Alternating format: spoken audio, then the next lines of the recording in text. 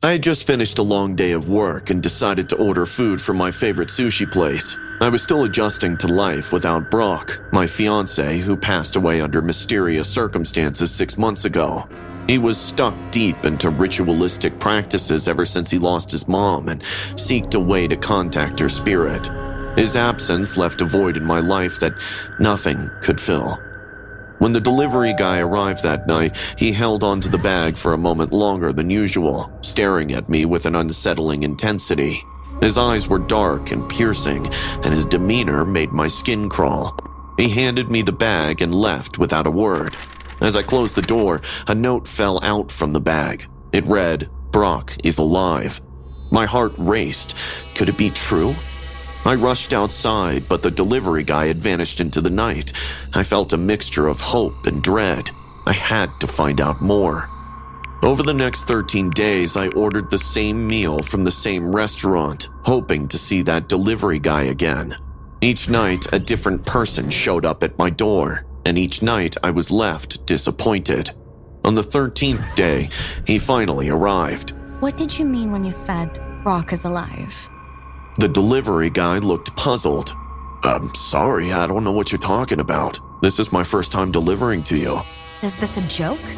"Ma'am, I'm just here to deliver your food." How do you know Brock? "I don't know any Brock. Look, miss, I'm not looking for any trouble. The food is $12.50. I felt a wave of confusion. Was he lying? He left, and I opened the food parcel to find another note. "Brock can hear us. Please meet me under the bridge on Mount Boulevard tomorrow evening at 6. The next evening, I stood under the bridge, feeling the cold wind whip through my hair. I waited for an hour, but no one came. Disheartened, I returned home. But to my shock, my apartment looked like it had been hit by a hurricane. The wall art was gone, the TV missing, litter everywhere, and my bedroom drawers were ransacked. I was in a state of panic, and that is when I put two and two together. The delivery guy was a scamster. He probably looked up that I had lost my fiancé and planned the whole thing to get me out of the house and ransack it. I called 911, my hands trembling as I dialed. 2 cops arrived quickly. They sat with me, calmed me down, and started talking the details. They called another unit with the information who arrived and brought a news that shook us all. They found a van in the parking lot of my building containing all my stolen items. The thief hadn't left with the loot. Damn, we might still have the thief inside. Did you check all the rooms? No, I was too distraught. I never looked into the guest bedroom. The police barged into the guest room. I heard a gasp from one of the officers while the other rushed out urgently and started speaking something on his radio. I peeked in and saw the thief lying dead on the floor, covered in blood and surrounded by shards of glass. What happened here? I was horrified. The police looked at me with suspicion, but then they noticed the mirror in the corner. Written in blood were the words, "It was Brock." I was in shock. Was his spirit somehow involved in all this?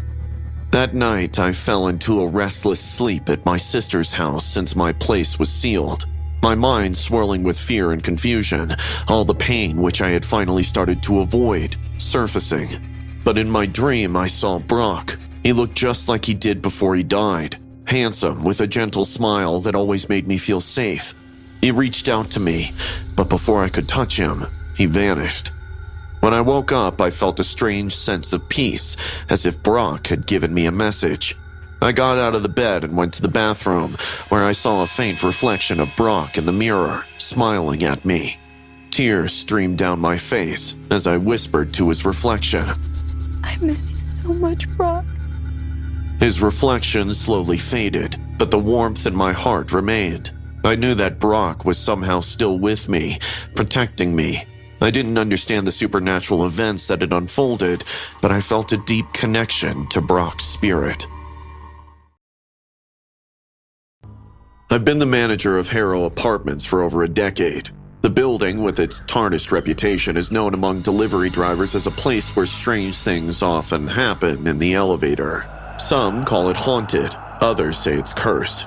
Whatever it is, it's my job to keep things running smoothly, or at least as smoothly as they can in a place like this. The rumors started years ago, but the incidents that cemented Harrow's infamy was hard to dismiss. The first one was the most shocking. A young delivery guy, maybe in his early 20s, entered the elevator with a bag of food. The CCTV footage showed him looking around nervously as soon as the doors closed. He seemed to hear something. Then his eyes widened in horror. Without warning, he burst into flames. Spontaneous combustion, they call it. One moment he was there, the next, gone in a blaze. How does someone just burst into flames? The second incident wasn't any easier to explain. Another delivery person, an older man this time, entered the elevator. The footage showed him clutching his chest as soon as the door shut. He stumbled, gasping for air, and collapsed. A stroke, the doctor said, but the timing was uncanny. Then there was a third, a woman delivering groceries. She entered the elevator, and as soon as the doors closed, she started screaming, her eyes fixed on something invisible in the corner. She banged on the doors, begging to be let out, then fell to the floor, dead from a heart attack. These incidents never happened to residents, only to delivery people. And not every delivery person, just some. And then came Bruce. Bruce was young and carefree, an extrovert. He'd give me a high five whenever he'd be delivering to one of the residents.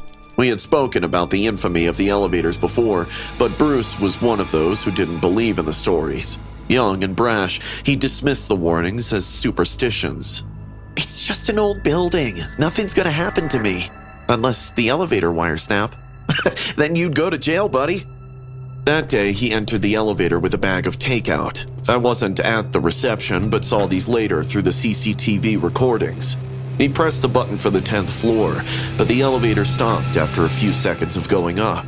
Confused, he pressed more buttons rapidly, but nothing happened.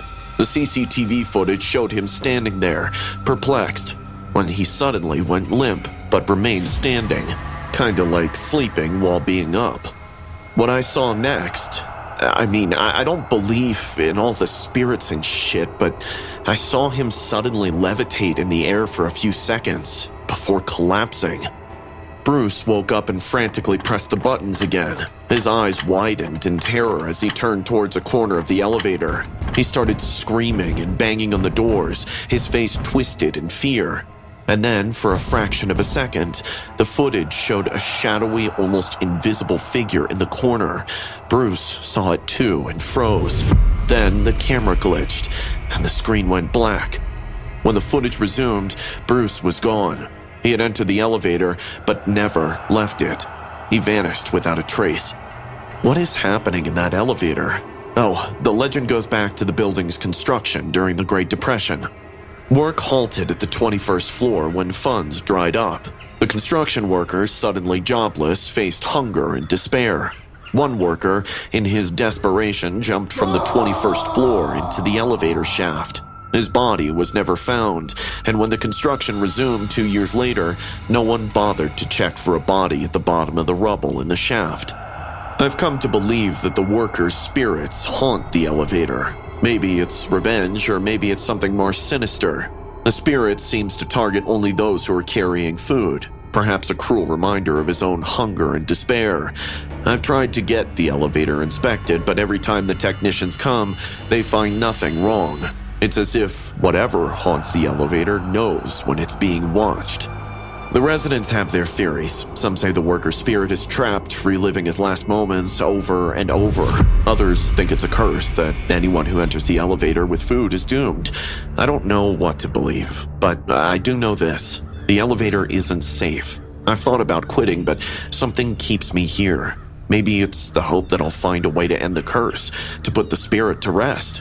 Or maybe it's the fear that if I leave, I'll never know what really happened. I used to work for DoorDash a few years back. This incident happened during my last food delivery. I was riding my scooter into another Saturday night of dodging puddles and shady characters, all for a few extra bucks. If surviving in this world was tough, it was tougher in NYC.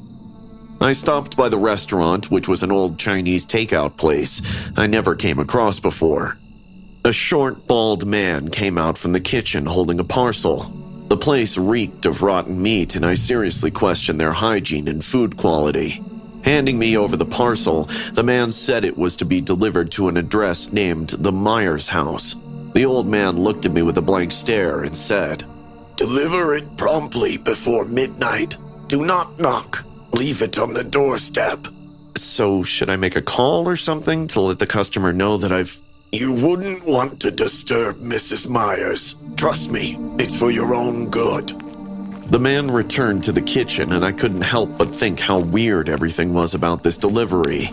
The GPS led me down an abandoned road. Soon, a dark shape materialized from the murk. A dilapidated house with its windows boarded up, staring back like lifeless eyes. Despite the thick, humid air, I felt a shiver run down my spine. I rechecked the address. It matched.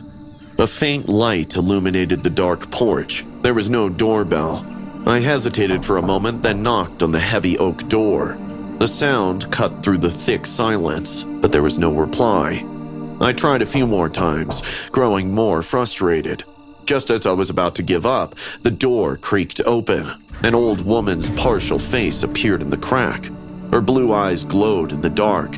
In a raspy voice, she whispered, Didn't he tell you not to knock?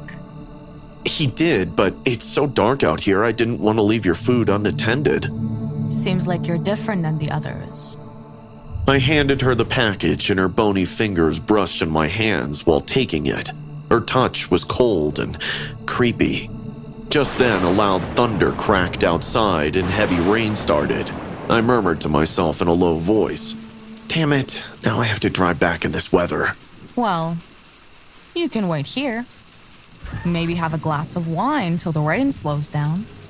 A glass of wine wouldn't hurt, so I stepped in.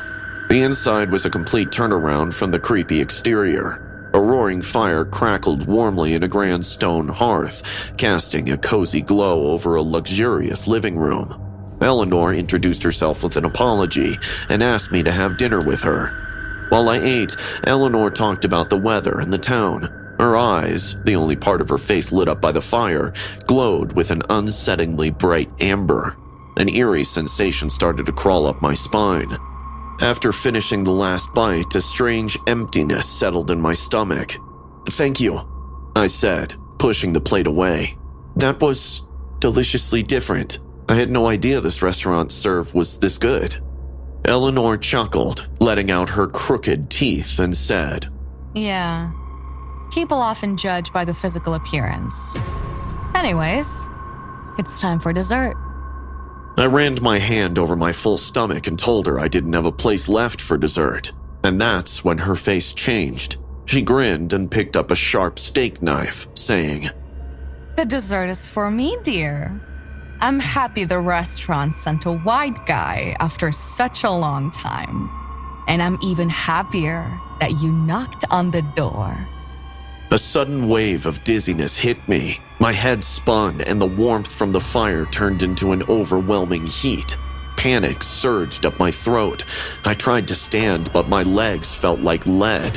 Eleanor moved towards me with an unsettling hunger and a cruel smile. She was no longer frail. I'll enjoy you slowly. I promise. This wasn't just a bad takeout. This was something far more sinister. With a jolt of adrenaline, I grabbed a heavy brass candlestick from a nearby table. As Eleanor lunged, I swung the candlestick, hitting her with a sickening crack. When she collapsed to the floor, a low, inhuman growl escaped her lips. She still tried to reach out to me. Taking advantage of the momentary reprieve, I stumbled towards the door, vision blurring. My hands fumbled for the handle, finally finding purchase. I slammed the door open and dashed into the rain, lungs screaming for air. I didn't look back. I didn't stop until the ragged outline of civilization reappeared, shimmering like a mirage in the distance. I saw a car coming, and with all my strength, I waved my arms, and then fainted on the muddy road. Later at the hospital, the doctors were baffled by my incoherent ramblings about an old woman who tried to eat me. They told me they found roofies in my stomach, and I think it came from the wine because Eleanor and I ate the same food. What's even more surprising is that the restaurant from where I picked up Eleanor's order vanished from the face of the earth. It was nowhere in the GPS.